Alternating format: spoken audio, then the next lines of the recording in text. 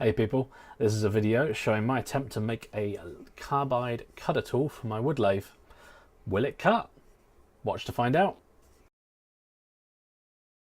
So I've wanted a set of carbide cutting tools since I started wood turning on the lathe, but I really couldn't justify the cost as I already had a set of regular gouges and skews. So I thought, why not have a go at making my own carbide tools? I mean, there really isn't that much to them, is there? So I had some stainless steel bar from an old printer teardown, and I thought this would be long enough to make two tools. So I used my miter saw to carefully cut it into two. It also had some holes in which I thought could help secure the steel rod into the handle rather than using lots of epoxy. So I took a hacksaw to the end of one of the bars to create a flat where the carbide insert could mount, and I then used a file to make it as flat as I possibly could, and a little shaping on the bench grinder just to make sure the carbide insert is the actual thing that will cut the wood, and of course not the steel bar. I made sure to keep the bar cool by dipping the rod into a cup of water every time the metal started to change colour, or actually when I remembered to, and this will make sure of course that the steel would keep its temper so it wouldn't be too brittle to use. Once done, I drilled a small hole for the carbide screw and tapped it with the same size as that screw. A little test, and it looks like the bar still needs a little bit of shaping, so back to the grinder. I made sure the bar was rounded back to as close to the hole as I possibly dare. And finally, I gave the rod a little sand just to remove any sharp bits, as the only sharp bit, of course, should be the carbide insert. Happy with my metal work, I then needed to make a wooden handle. I found a beech spindle blank among my magic wood store, which would be perfect for this. I also needed to find a ferrule to stop the end splitting where the steel met the handle, something tubular and something about an inch in diameter. My daughter's high chair legs, perfect! Hey, she can eat off the floor, right? I used my miter saw to cut a small section off and gave the edges a little sanding to ensure it would be easier to handle. I then mounted the beech blank onto my lathe with the drive centre and turned it down to round. I then cut a small tenon at the end of the spindle to the length and diameter of the ferrule.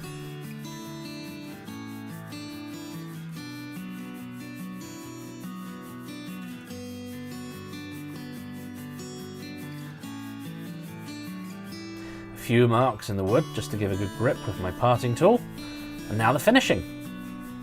So I've learnt a little bit more about finishing since my last attempts, from talking to Chestnut Products, Yorkshire Grit, and some of my friends in the Small Workshop YouTube Makers group.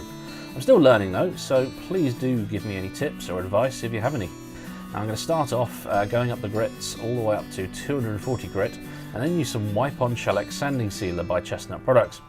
This raises the grain, so then I sand it down again after it's had a chance to dry with some more 240 grit. I then liberally apply some Yorkshire Grit sanding paste and work it into the wood, including all the grooves. And it's the first time I've used this stuff, and it has to be said, it's fantastic. I'll definitely be using loads more of this.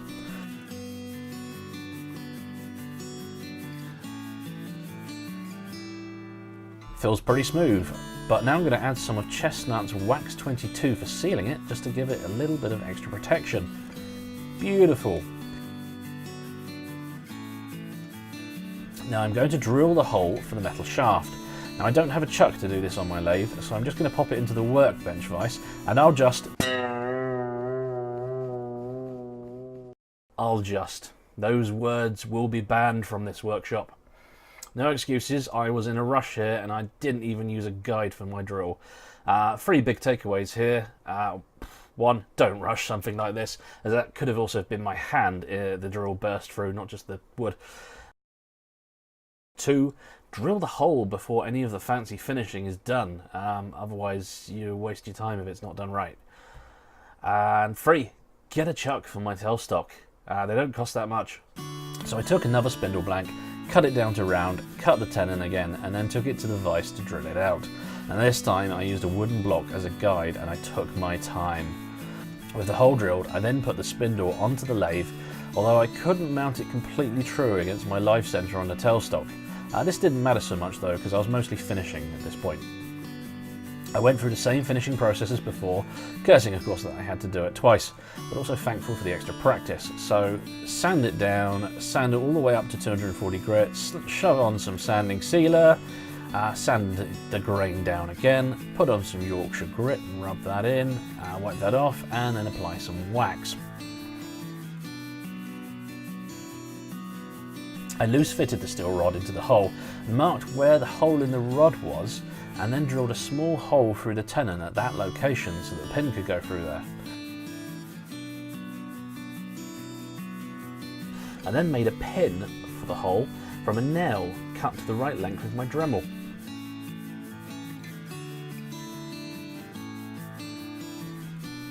I put some epoxy on the rod just to keep it all in place, and I slid it into the handle, and then I put the pin into position just to keep it secure. And I then put some more epoxy on the tenon and slid the ferrule into place.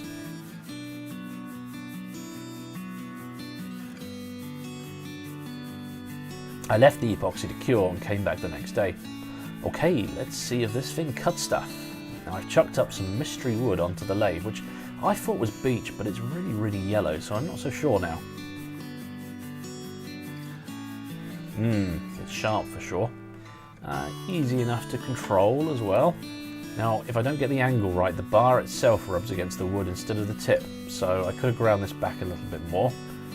The fact that it's a round bar though, and not flat in any way, makes it a little harder to keep level.